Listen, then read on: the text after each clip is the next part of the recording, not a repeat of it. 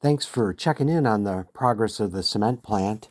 In the previous video, I had done some trial and error, checking out the layout and see how things would look, and built up the structures.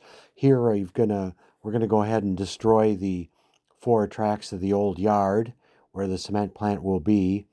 I used some water, of course, sprayed on to basically, I guess, dissolve the Elmer's glue that held the ballast and scenery in place. Always trying to be a little bit careful, particularly around the turnouts, so you don't damage them, because you probably want to reuse them someday. They're pretty valuable. But we'll go ahead and scrape up all the old ballast and scenery material, and again, try to carefully pry up the track because it can be reused, especially, like I said, the turnouts. We'll get all that junk out of the way and do some cleanup here with the vacuum cleaner and get ready to lay some new track.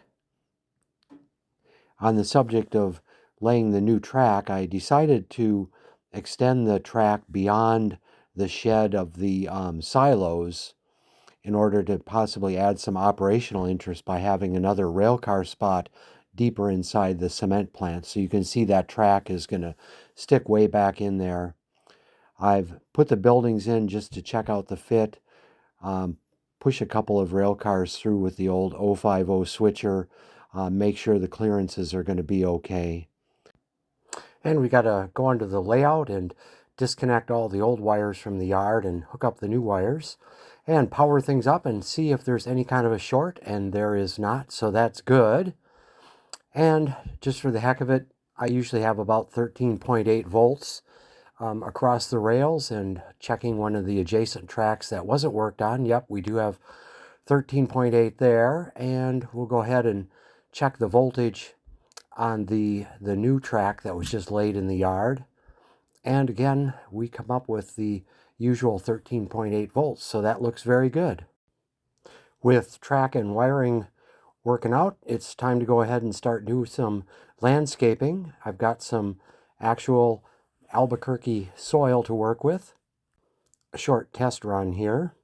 The stuff you can get from Arizona Rock and Mineral is pretty good, some low desert soil, but when you're covering a lot of square footage, it can be a little bit of a cost savings to go get your own dirt from the area in question. And I do model southwestern New Mexico, so that Albuquerque dirt comes in kind of handy.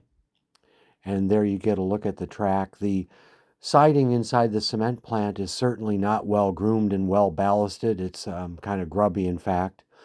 Being satisfied with the soil, I go ahead and wet it with 70% isopropyl alcohol for the wicking action, and then dribble on some Elmer's glue that's 1:30 dilution with water. And after letting it dry overnight, it's all nice and dry, and we'll go ahead and set the buildings in place on the layout. See how things are looking there. I kind of like the look of that. The long linear cement plant fills in that space quite nicely. And being satisfied with that, I'm going to go ahead and do a little bit of landscaping with some of the dried yellow burnt grass from Woodland Scenics. And that gets the same treatment, of course. Lay a little bit of it down, spray it with 70% isopropyl, and then hit it with some dilute Elmer's glue solution. Got a little bit of that grass laid in a couple spots. We'll probably be adding some more landscaping and other things in the future. And having completed all that, I thought, why not go ahead and have a little bit of a mini operating session. So we've got just for the heck of it, we've got a Green Bay and Western boxcar back inside the plant, and in this session, we're going to go ahead and swap that out with the Wisconsin Southern brown boxcar there.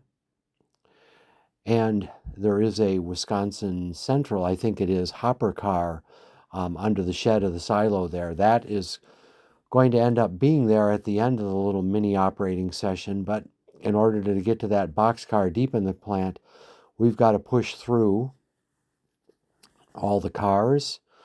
We'll go ahead and latch onto that Green Bay Western boxcar. I don't really know what it's doing there, why there would be a boxcar there, but just for the heck of it, for this little mini session, that's what I'm working with. I'll have to come up with an idea for what kind of rail car would usually be back there. So we pull those cars back through past the turnout, and then we'll go ahead and push the cars onto another track there. We'll leave that Green Bay Western and the Wisconsin Central hopper car, leave them sitting there. Pull forward. Now we've got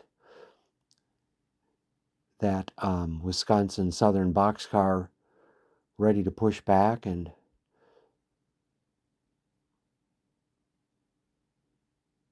we'll go ahead and get that pushed all the way back into the spot where it's intended to. There it comes from a different vantage point.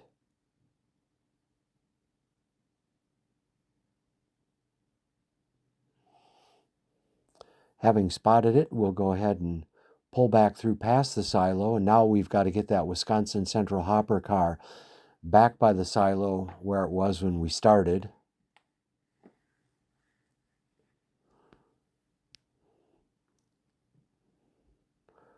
We'll go ahead and push back and grab onto that car. Due to a mistake in filming, I didn't film all of that, but there you can see that hopper car is back by the silos there. So we can go ahead and grab onto the Green Bay and Western boxcar that's going to be heading back to the yard and on out of town. And here's a look at the bit of work that we've accomplished, some views of the new cement plant, all ready to go for an operating session that's coming up soon at the end of January. Thanks for watching.